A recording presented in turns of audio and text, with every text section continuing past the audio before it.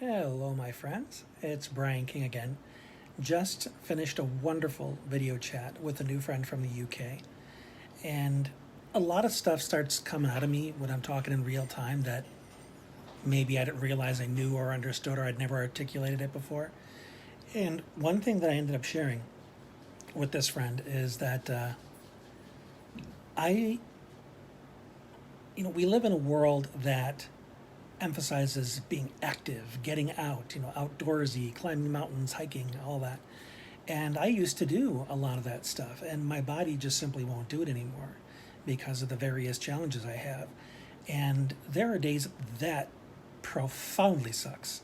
Yesterday, I had probably the third ugly cry of the pandemic because, to be honest, my symptoms are getting worse and it's scaring me a little and I don't have any real answers yet. And there have been some days where it may be downright miserable. But I still have a life to live. I still have kids to raise. I still have a business to run. So within that context, I need to find a way to make it work. And what I ultimately do is I try and find like the smallest unit of abundance I can in every moment and live in that. And what I came up with this morning, and I'm looking at the window across from my chair right now, and there's this beautiful lilac bush, and there's sunbeams coming through. And sometimes I can hear the birds chirping, and there's all these little reminders that life is happening. So many people believe that they have to go somewhere to feel alive. I have to go to my favorite river, or I have to go climb this mountain, or I have to go to a different country to find myself. That, abundance and peace is always someplace else. And the reality is that life is happening all the time. Life is creation. So one thing that I discovered is that if I'm doing something with my mind, with my awareness, my attention, that is engaged in a creative process, then I have got my thumb on the pulse of life, of creation. When I listen to birds sing, when I smile, I'm helping create happiness. I'm letting it show up in me. When I laugh with somebody else, we're co-creating that moment of joy together. And those moments exist everywhere if you are paying attention, if you're looking for them, if you're actively looking to create them. And that's what life is. Life is creation. It's making things happen. When you might say to yourself, well, but things die, don't they? No. Things change. Things transform. You look at the circle of life. Animals that die on the prairie become the soil. And the soil in turn creates the grass. Yes, I know that sounds like a Lion King reference. And the grass is then eaten by the animals, and it just goes round and round and round. One of my favorite Buddhist masters, Thich Nhat Hanh, has said that something doesn't become nothing. Something becomes something else. The water in your tea evaporates and becomes the cloud, and the cloud then travels and rains and becomes the river. And it's still water. It just goes through this endless cycle of becoming something else. So what's my point in all that? My point is, would it be awesome to say I climbed Mount Everest? Yeah. But there's no way my body is going to allow that to happen under the circumstances. But what can I climb? I can climb to another level of consciousness. I can dive to a deeper depth of my own understanding. I don't need to do a deep sea dive in the ocean in order to find truth or to connect with spirit or with myself. I just need to connect with what is alive in this moment that I can be joyous about instead of thinking that it has to be about what my body can do.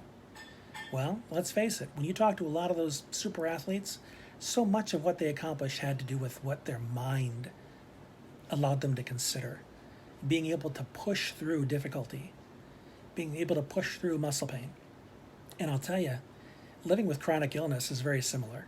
It's like a tough workout every day. No pain, no gain. That is kind of similar to the spiritual journey that you have, because you need to deal with your deepest crap in order to be free of it. And often That's the same with athletes who want to become stronger, faster, more endurance. I'm just doing spiritually what a lot of people do physically. And for people in my circumstances, that's a very powerful path. One person I wish I'd had a chance to meet and get to know is Stephen Hawking, because the man is a prisoner in his body for decades, and yet he blew the lid off the scientific community's understanding of the universe and how it worked. And he did this without being able to talk, without the use of a computer. He needed 24/7 care for his own bodily needs. I don't know how he did it. I wish I would have had a chance to ask him some questions. But the best I can do is go back through his writings, read some things that he said, and see if I can get an inkling of how he made it work. And I suspect, very much like what I'm having to do, there are days when it's moment to moment. There are days when you are pissed off at the universe. One thing that I talked about yesterday when I was having my ugly cry, as I said, I devote so much of my time and energy to being a good person, and in return the universe says, yeah, I'm glad you're a good person, but fuck you. That's how I was feeling in that moment. Do I believe that's the case? No. I don't believe that the universe has singled me out for some lousy experiences, but that's how it felt. It kind of just ganged up on me. And once I got on the other side of that ugly cry, I felt somewhat better. And even this morning, I feel better. But things build up like a pressure cooker, and they need to be released so that you can be free of that. And that's just kind of how my journey's going right now, It's moment to moment, day to day, extracting abundance in whatever amount I can get it. Whether it's a beam of light, it's a hummingbird outside the window, it's a butterfly, it's my cat deciding to chase a pretend mouse because he's a hunter and that's what he does, my kids laughing at something, my own breathing. Just closing my eyes and feel the breath go in and out. You're never at a loss for opportunities to feel connected to life in abundance, and they don't have to come in the form of money, fame, status. That's one form. It's a very ego-driven form. But from a practical standpoint, just focusing on where can my attention be right now, where I am reminded that I'm alive. So that's my thought for now that I wanted to share with you while it was still fresh in my head. I look forward to your comments and questions about this. Let's keep the conversation going. And before I forget, I launched a new Facebook group recently called Bless and Release, which is all about seeing the blessings of your life and releasing the things that no longer serve you. That's a very surface understanding of it.